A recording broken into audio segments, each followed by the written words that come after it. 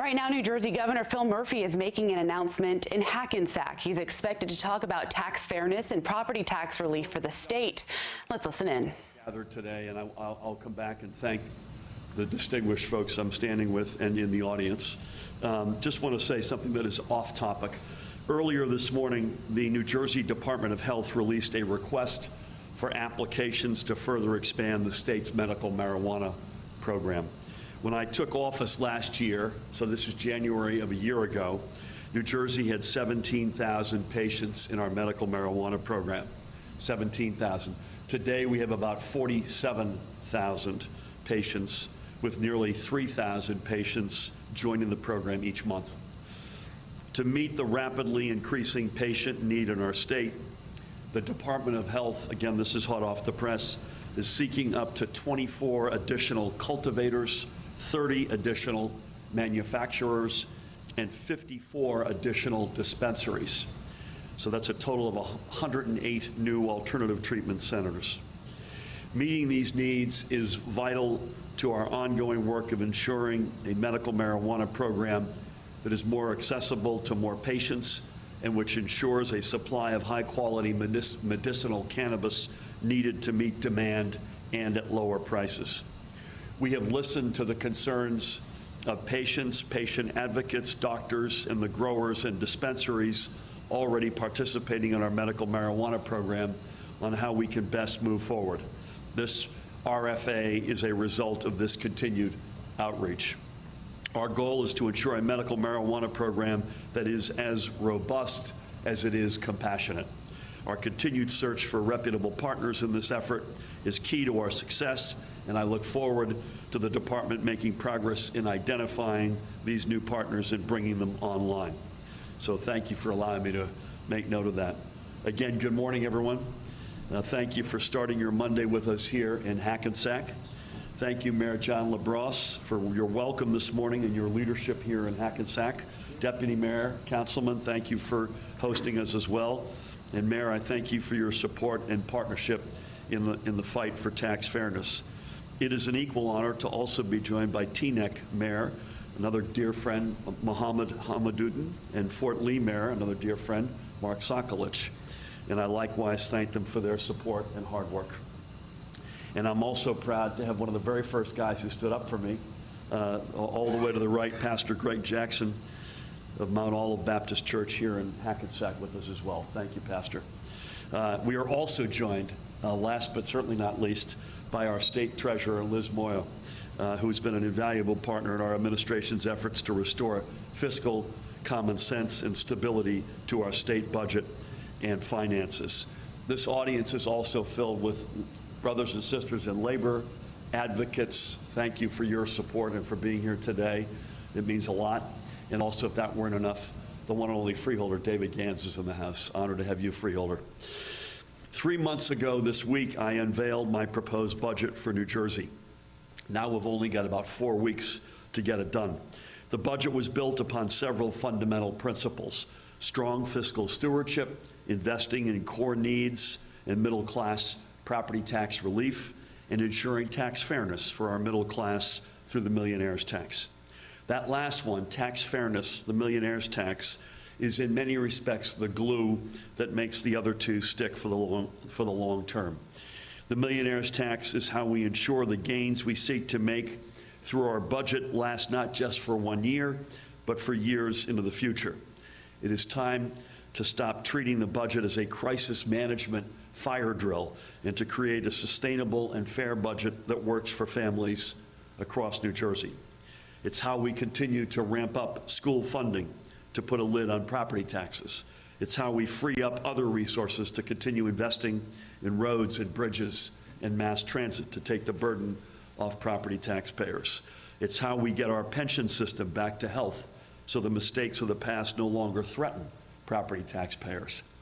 And most of all, the millionaire's tax is the only way we can return $250 million in direct property tax relief to roughly 2 million middle-class homeowners and renters. This is all in addition to the budget that we outlined in early March. So there's an incremental commitment of $250 million more of direct property tax relief that will that will cover just over 2 million homeowners and renters. That's about $125 refundable credit when taxpayers file their taxes next spring, on top of, as I say, on top of whatever other property tax relief they may already have received. It is clear tax fairness equals middle-class property tax relief. But this direct property tax relief simply cannot happen unless we find the courage to ask the wealthiest among us to pay their fair share. It really becomes a simple question. Whose side are you on? Are you on the side, on the one hand, of 2 million plus middle-class New Jersey households who are taking it on the chin under President Trump's tax plan, or are you on the side of the fewer than 19,000 millionaires who are making out just fine? I know where I stand. I stand for fairness, and I'm joined by folks today who stand for fairness. And by the way, as I've said many times, I don't begrudge success. Success is a core element of the American dream. So this is not an us against class war exercise.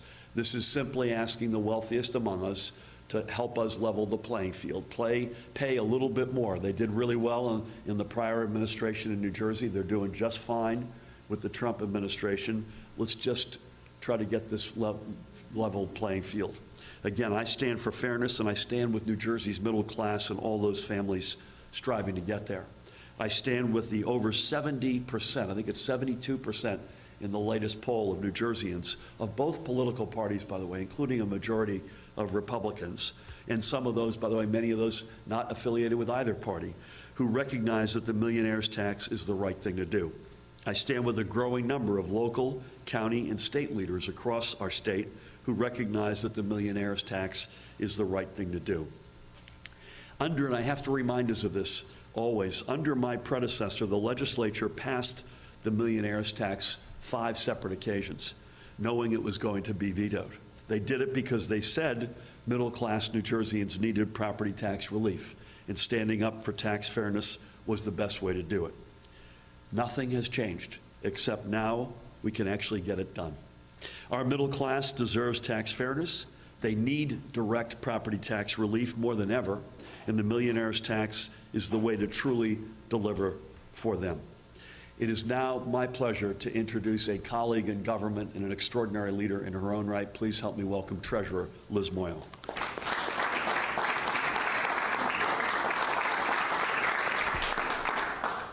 Thank you, Governor, and thank you for your leadership on this important issue.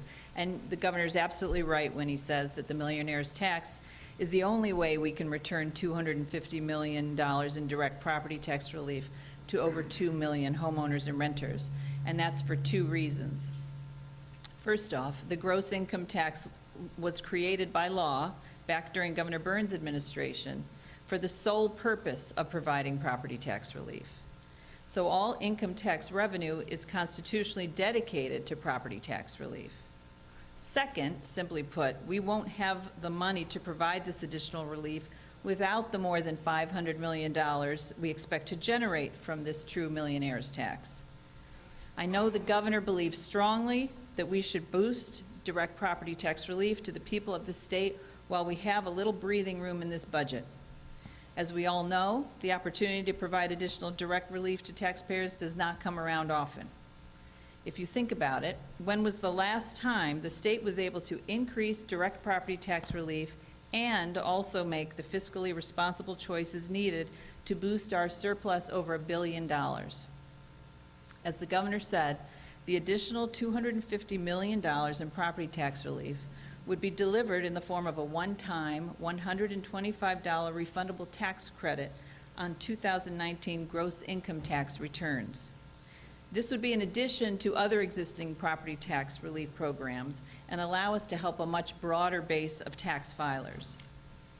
Both homeowners and renters would be eligible for the credit if they meet certain income requirements.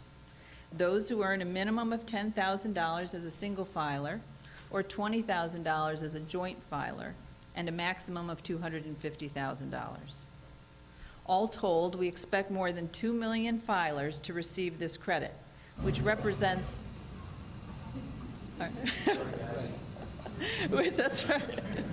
which represents nearly half of all New Jersey tax returns.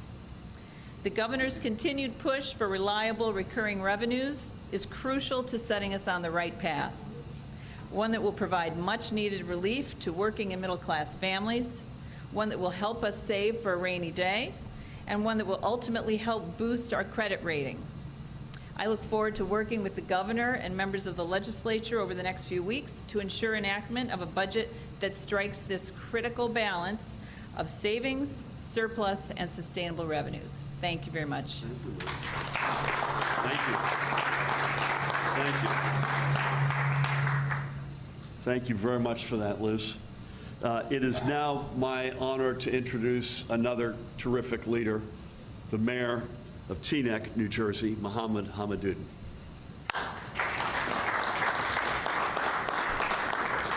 Good morning, everyone.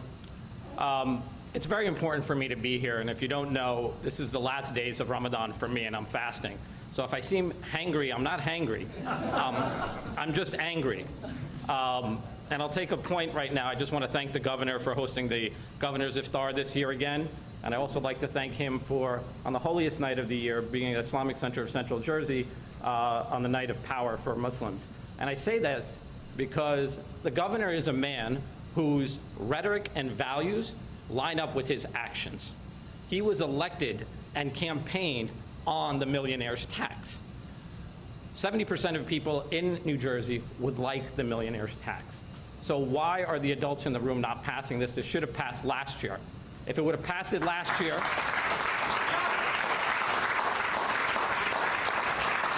I would be spending that money this year. I have 4 new classrooms coming online for pre-K. Thank you, Governor. I had 2 classrooms come on last year for pre-K.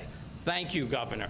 So where are we right now is that we have a man standing behind me who's literally has my back, who's sitting here saying that I'm going to be taxed. I want to share that pain with 19,000 other residents so all of New Jersey can benefit from health care to pre-K to infrastructure, and all mayors across the state could spend that money.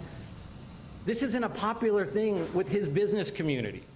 He is representing us, and this is what we would like. So I am calling on the legislature to do what they said when Christie was when he was in office, and do the right thing for the people of New Jersey and pass the millionaire's tax. Because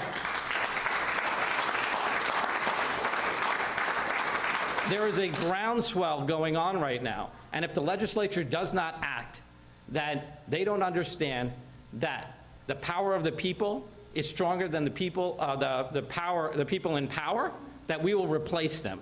So with that,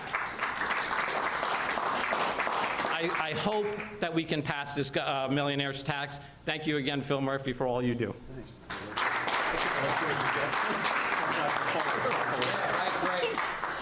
You know, thank you, Mohammed, for your support and passion.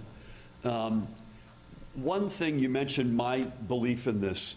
I'm going to get philosophical for 20 seconds here. I'm a huge believer as an economic principle matter that the best thing we can do in any society is to have a growing, thriving, prosperous middle class.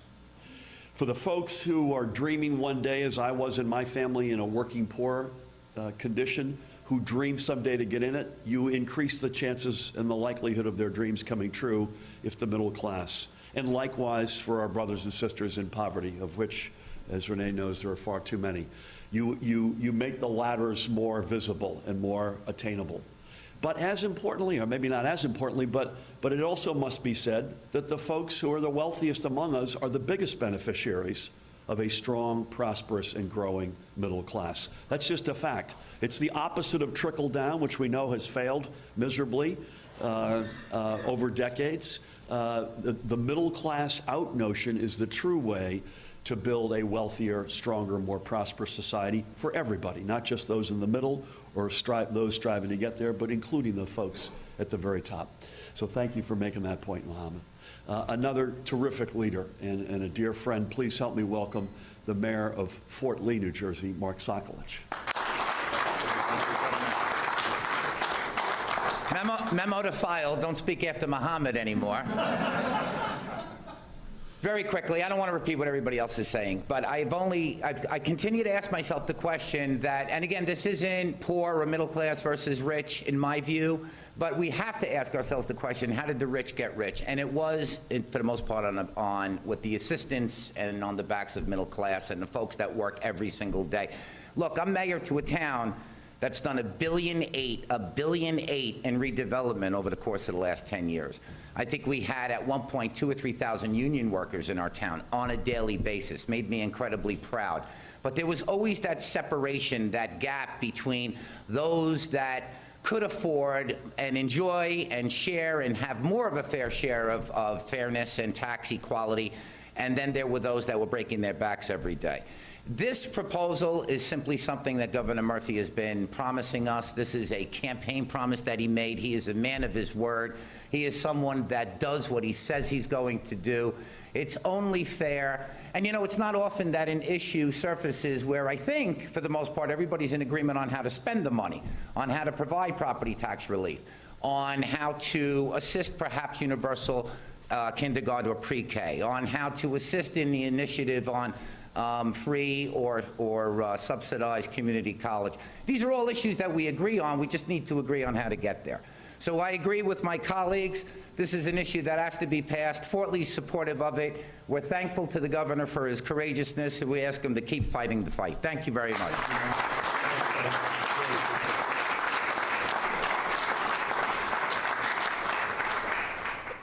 Mark makes a very fair point, which is we're talking about specific property tax relief, but the investment in the middle class, and both of the mayors, in fact, they're all three living it when you look at the activity in each of their communities, which are the three biggest in this county, and there's so much going on, but it's beyond, it's certainly property tax relief, but it's investment in education from the very youngest right up through higher education. It's huge investments in transportation, in particular NJ Transit, but beyond that. It is huge investments in workforce development, apprenticeship, job creation, more writ large. So there are lots of different irons we have in the fire. So thank you, gentlemen, for your leadership and support. Last but not least, again, I can't think of anybody who was on the Murphy team earlier. It's my great honor to bring up for a few inspirational words, Pastor Reverend Greg Jackson from Mount Olive. Right here in Hackensack. Thank you, Governor. As the only non-elected person up here, or government employee, I speak for the poor who are aspiring to be middle class and aspiring to be millionaires one day. I know, Governor, where I stand. It's been said, if you don't stand for something, you'll fall for anything.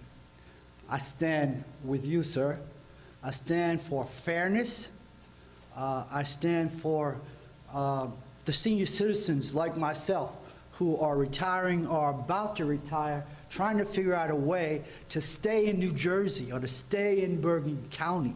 And that $125 or whatever dollars that just maybe we might get makes a little difference for us. And I'm sure there are thousands, if not millions, of people who have lived in this state for a number of years. I came to this state when I was 16. I'm 68. Now I'm at that point where I'm about to retire, and everybody asks me all the time, even this morning, where are you going to live? And my answer is, well, I'd like to stay in New Jersey, where I've been for the last, God knows how many years, 30 or 40 years. But this tax on the millionaire tax is personal to me, but it is also personal to many, many, many people in this state. And also for those individuals, you know, we very often we say middle class, but nobody, you know, very often has the courage to speak for the least of these persons in our communities. And these are poor people also who want to stay in this state. These are poor people, you know, and how you treat, in my humble opinion, how you treat the least of these says a lot about the values and the principles of this state. And Governor, thank you so much for your courage. And so I'm hoping and praying for those senators and those assembly persons and those legislators that they will do what they claimed they wanted to do years ago. Now you have this opportunity. All right, man up, woman up. Let's pass this millionaire tax and get on with living in New Jersey and make life better for everybody in New Jersey. Thank you. Thank you.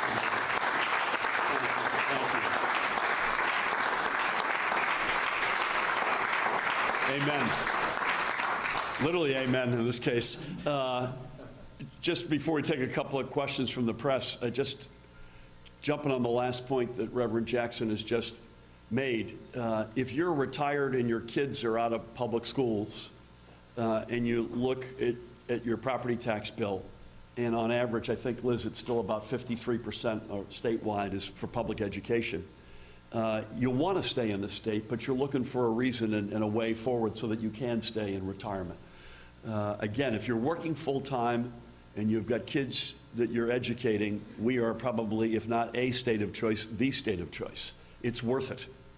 The key is for the folks who are retired on a fixed income, whose kids are no longer in school, particularly for the least among us who have very few degrees of freedom. In many respects, that's what this is about. That's what funding public education more from the state side is about. So you take pressure off the local communities. If the state does more of its fair share, you can level that playing field. It's why we are so doggedly pursuing smart shared services up and down the state. It's why we're trying to grow the economy, to have more degrees of freedom. It's worth noting before we throw it open that if the millionaire's tax had passed the first time through, I believe it was 2010, it's not just that it means about $500 million, Liz, this year. That's 9 years cumulatively. That's probably somewhere in the region, because the number has grown, it's probably about $4 billion of cumulative lost revenue that we could have had, which probably would have helped us staunch some of the credit downgrades. It certainly would have not just helped us with property tax relief, it would have given us more degrees of freedom dealing with our pension challenges that have been building over decades. There's a lot of things we could have been doing with that. We talk about it less these days, but the sales tax got undone through a gimmick a couple of two and a half years ago or so. That's another $600 million per year. Then you add that up every single year. Cumulatively, these are big numbers that could make a big difference in what we're dealing with today. So it's not just what we could do in this particular year with $250 million of property tax relief. It's the cumulative impact, and not stumbling every June 30th to get over the goal line to July 1st just to start the whole process again. Let's get to a higher and better place. Our citizens, our residents deserve that.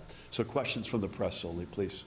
Governor, Senate President said on Friday that he will absolutely not sign off on a budget that includes the millionaire's tax.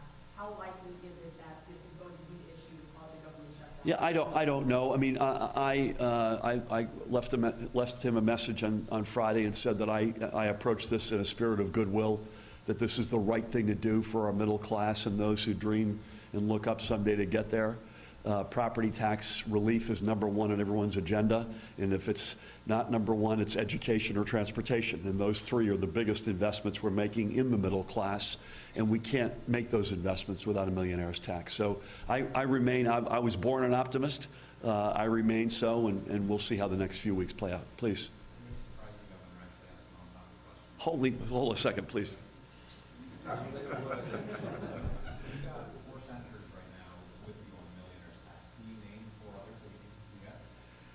I won't get into the names. You and I have talked about lists and names before, and I appreciate your coming at it so artfully as you usually do.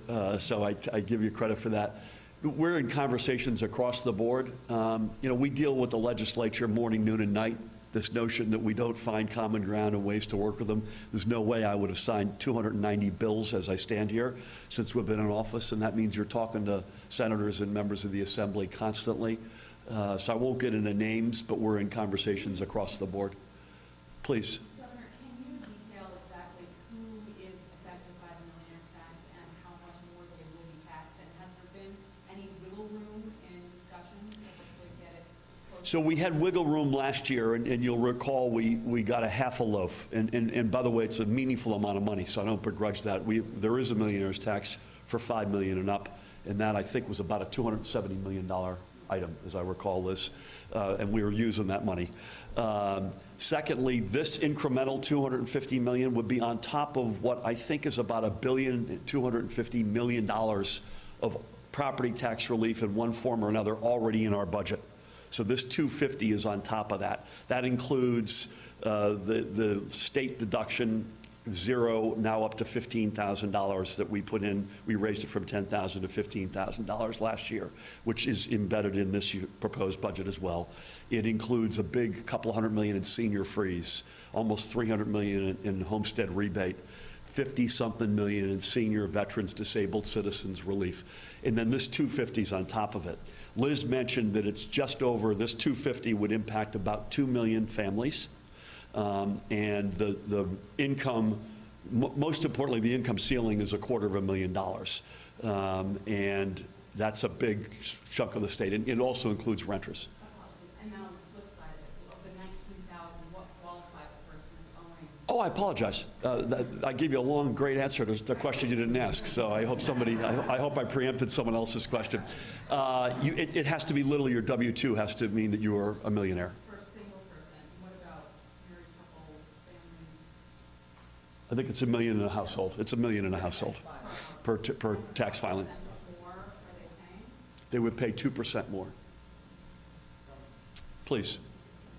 When you announced the request for increases in marijuana distributors, cultivators, manufacturers, this is coming, the timing is right as the Assembly is about to take a final vote. Yep. And send you a bill that would also discuss expanding marijuana.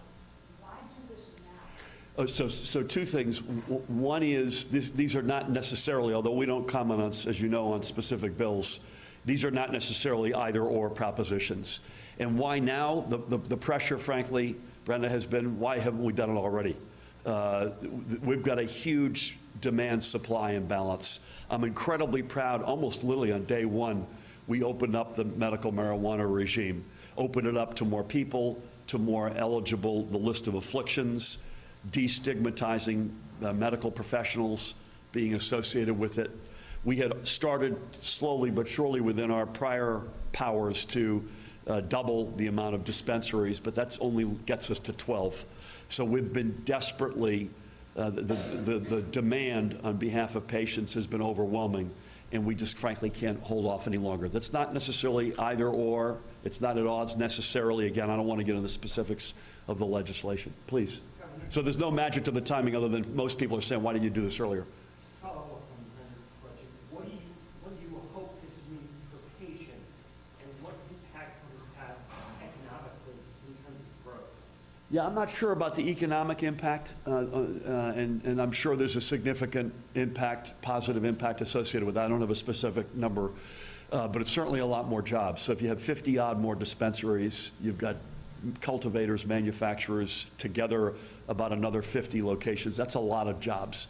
But we're not doing it for that, although we'll take the jobs. We're doing it because it will mean an enormous difference with patients, mostly supply and accessibility. We have a big demand-supply imbalance, and there are too few places in the state where folks can go. And so this addresses both of them. Maybe, sir. Governor, good morning. What do you say to the folks in New Jersey that June now and they're thinking, there could be a shutdown again? Is there dysfunction in trend? What do you say? Some folks were saying that from the outside. What do you say to that? You know, I'd say, let's be optimistic. This is the quintessential middle-class state. One of America's greatest, if not greatest, states.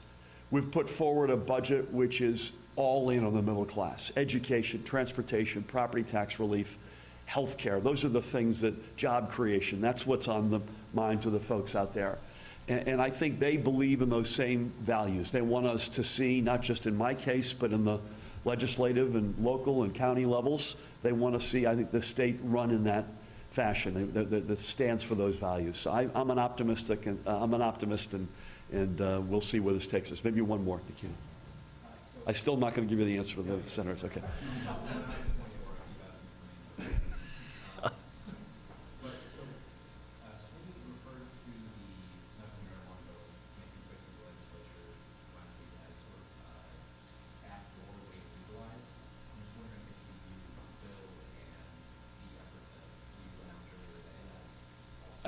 I didn't see the Senate President make that statement, and I don't view it that way.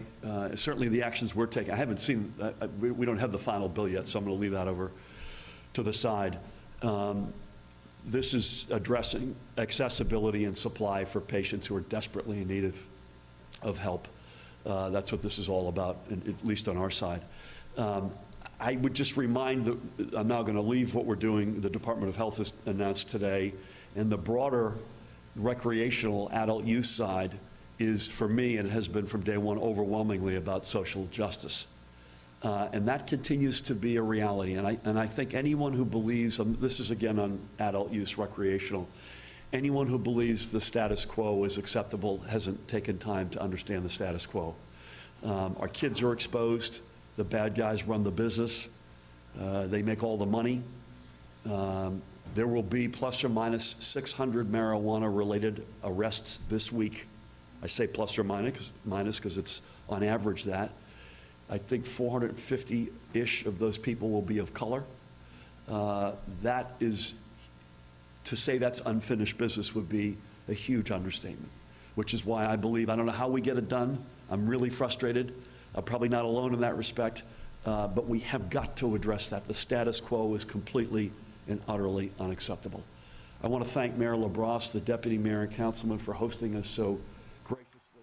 Well, we have been listening to New Jersey Governor Phil Murphy and other officials discuss tax fairness in the state. Murphy announced a continued commitment for tax fairness with the millionaire's tax. He said property tax relief can happen for middle-class homeowners without taxing the most wealthy. He also said it's not a class war, but a way to level the playing field. Murphy is proposing a 2% increase for households that make more than $1 million.